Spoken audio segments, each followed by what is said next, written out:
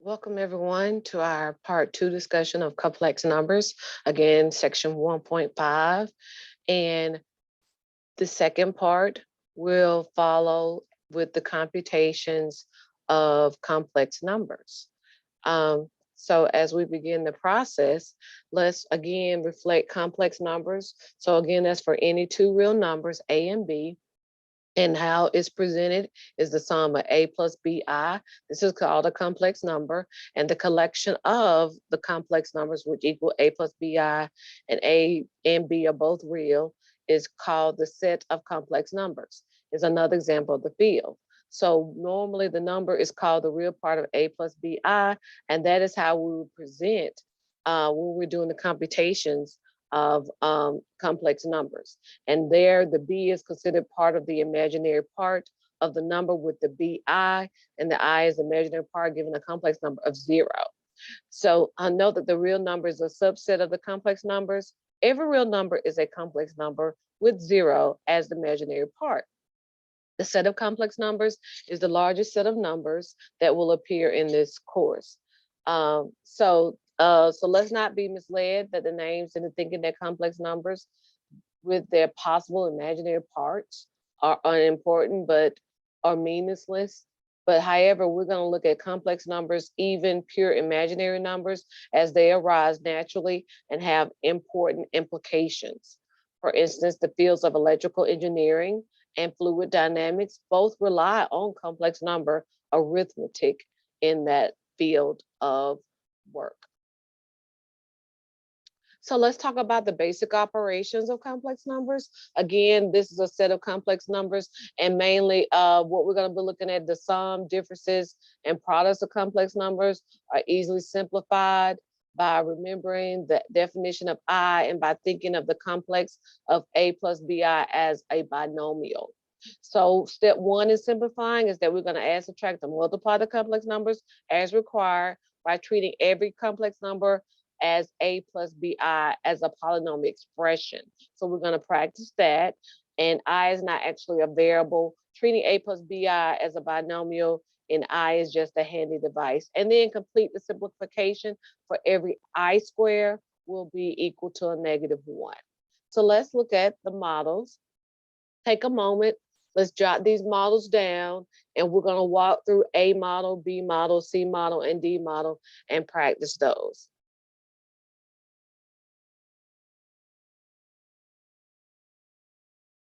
Okay, as we begin to continue computation of complex numbers, let's look at the following four examples of simplifying. All right, and typically I just wrote them here, of course, and we're going to go through the process, and then I'll show you the solutions of those as well. If you wanted to jot that information down, that'll be provided. However, to simplify this, 4 plus 3i plus -5 plus 7i. Here's what we're simply doing is that we are adding, and the first process is that we want to just combine the like terms, okay? So that's all we want to do. So with 4 plus 3i,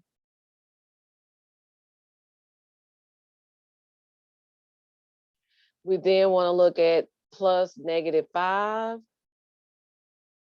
plus 7i.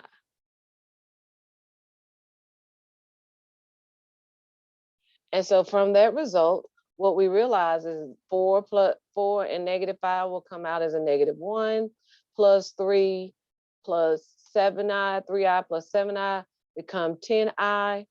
And there we have it. And it's in the layout of A plus BI. So therefore, here's our final answer, which is -1 plus 10i. B model, which focuses on subtraction of complex numbers, requires, before we could do it like terms, we need to focus on a rewrite. So let's look at rewriting the second binomial, okay? Because what we can identify with is that this negative will need to travel through each term. So negative to the -5 will become a +5, and negative to the +3i will become a -3i. So once again, let's combine the like terms here, of course, with -2 plus 3i. What will the like terms be? We will now have a +5, and then we'll have a -3i. And so what can I determine from those results? Well, -2 +5 is 3, plus 3i, -3i, that cancels out to 0. So we understand that our final answer here is 3. Final answer.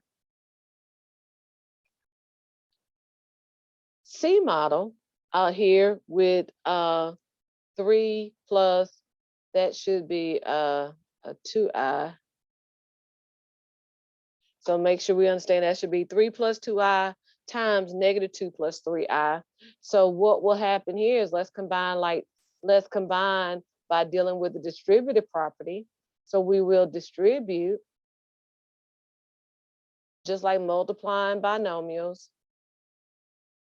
So let's distribute 3 times -2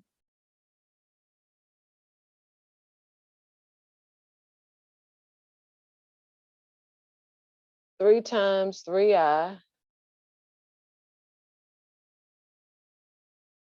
continue to process, 2i times -2, 2i times -2,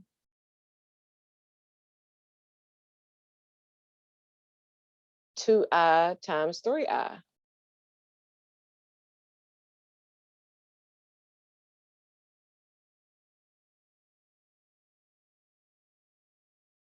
All right, so from this place, what do we see? 3 times -2, that comes out as a -6. 3 positive times 3i will give me a +9i. Okay. Continue the process. 2 times -2 will give me a -4. And let's remember that this is also a complex number of I. And then let's break it down because we got 2 times 3, and then of course I times I. Okay. So we know that that becomes I squared right away. And that would turn into, guess what? A -1. Okay. So now I have 2 times 3, which is 6. And we know that's positive. But then I do have the -1. So ultimately, this will be considered a -6. All right. So now what am I ready to do? Deal with my like terms. So here I got -6 plus 9i. And then I have again -6 minus 4i. So that becomes -6, -6, -12 plus 9i minus 4i plus 5i. Final answer. Okay. So here, D model, to identify 2 minus 3i squared, what that simply means is that we will write 2 minus 3i twice. So let's write it twice.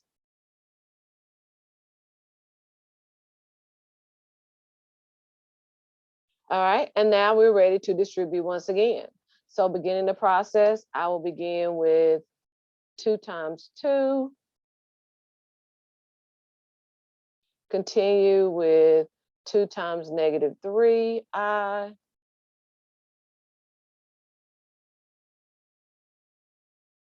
begin with -3i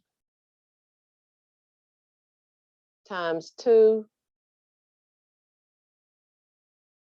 -3i times -3i. Okay. So 2 times 2 becomes 4, right? 2 times -3 becomes a -6i. -3 times +2 becomes a -6i.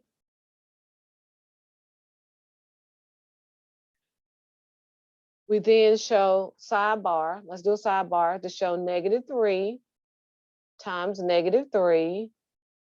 Then I'm going to show I times I, which we know will turn into I squared, which then will convert to a -1. My apologies there. Okay, so we know that's a -1. So out of -3 times -3, we know that result is a +9. But what do we show with that? We still have to reconcile with the -1. So from this sidebar here, we know 9 times -1 will come out as a -9. So I will have 4 minus 6i. There I will have -9 minus another 6i. Okay, what is that result? We know here that 4 minus 9 result will be a -5. And then -6 will become a -12i. Final answer there. So hopefully you will be able to see here of the solutions, and I will show you those next. So here are the 4 solutions to assist you with that. And hopefully you're able to determine and see the result here in the layout of how to solve those correctly. Our last topic out of 1.5 is talk about the conjugates, okay? Complex conjugates. And the complex conjugate is simply taking the opposite of what's stated. So given if it's complex of A plus BI, the complex conjugate will turn into the opposite, A minus BI. So that is what we're going to practice, and it's a property of the complex conjugate that we will look at distributing and understanding the process of the complex conjugate. So we normally see this in the dividing of complex numbers is where we conjugate to reconcile the complex numbers. So let's look at these 3 models and let's solve these accordingly. Okay, let's look at how we apply the complex conjugate with these 3 models, okay? 2 plus 3i over 3 minus i. Now, first off, let's deal with the conjugate. So what will happen is that we will pay attention to our denominator and we will multiply by the conjugate, which is the opposite. So here I will multiply by 3 plus I. And likewise, 3 plus I.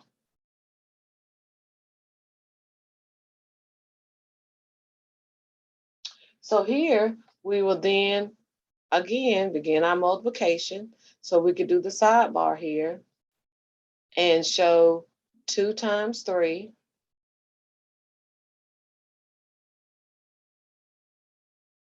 2 times I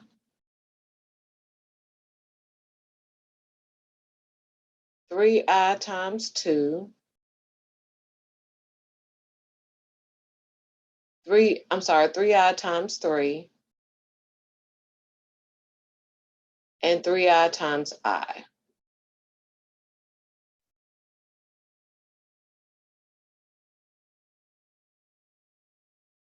So here, 2 times 3, we will get the 6.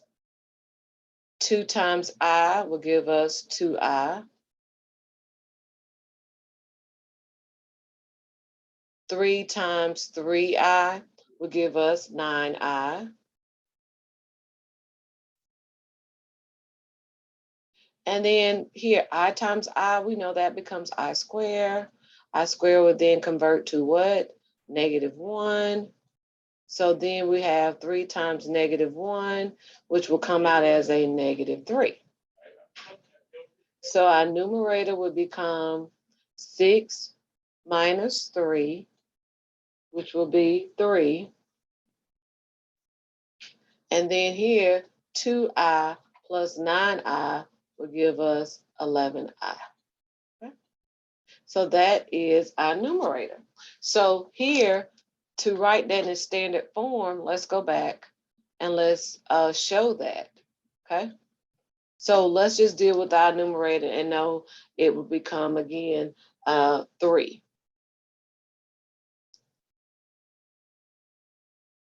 Okay. So now let's handle the denominator likewise. So what will we do here is that we will show 3 plus minus I times 3 plus I. So there again, it'd be 3 times 3 is what I'm distributing. 3 times I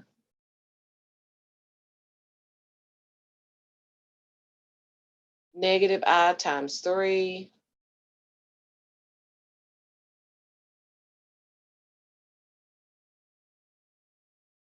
and then negative I times I.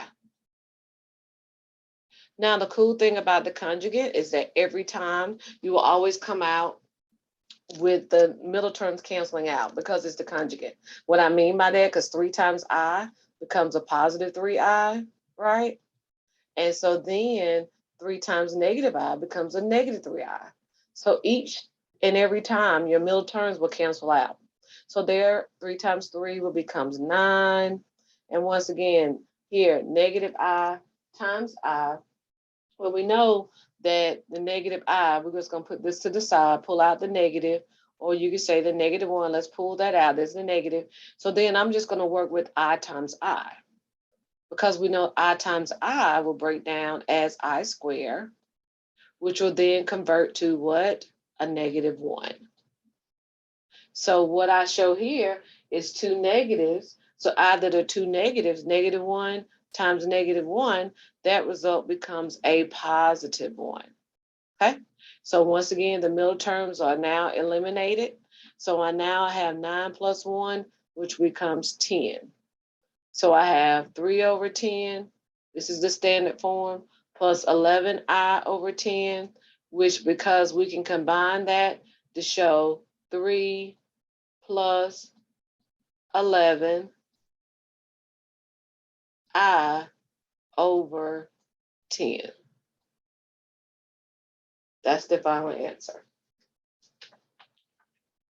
Now, to show 4 minus 3I raised to the negative 1, right away, I need to rewrite that and basically put it in the positive state.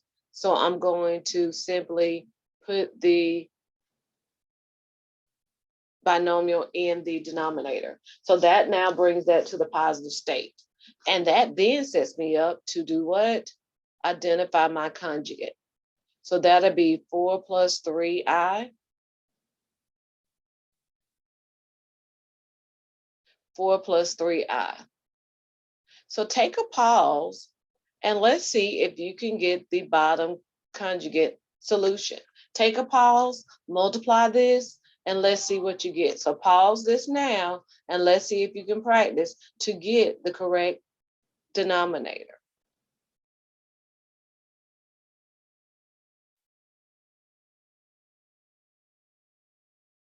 So right away, as we continue the process, we will then show here 4 times 4. So hopefully you pause and now you're back. And then we'll continue the process 4 times 3I.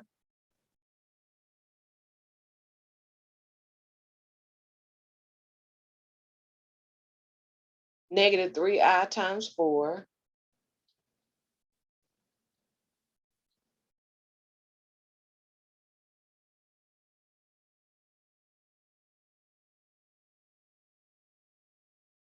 Negative 3I times 3I.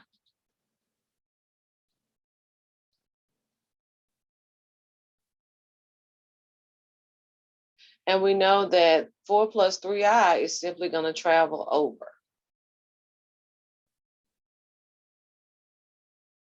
So that's what I have my numerator, 4 plus 3I.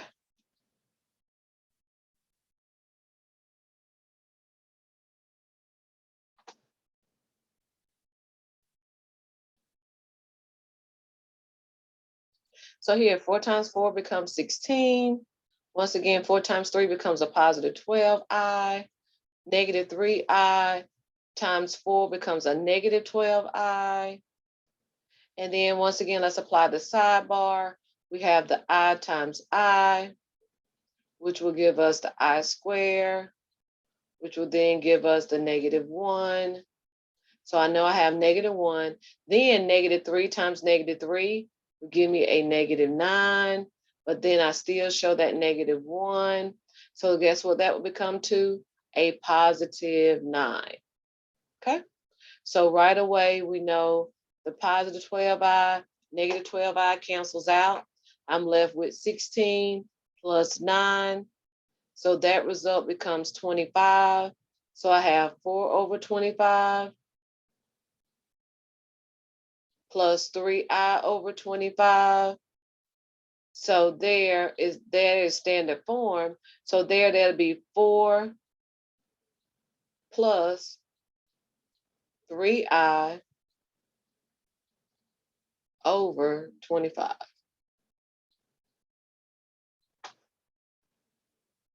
And lastly, 1/i. With 1/i times, let's simply here, we need to deal with the conjugate here. So that conjugate would be -i, that's the opposite, right? And -i. So the numerator is fairly easy. 1 times -i, there I have it, -i. Okay, so then let's evaluate negative here, I times -i. Here we realize that that would give us a -I square. So now we just need to evaluate the negative again has a sidebar. So we already know I squared will convert to what? A -1.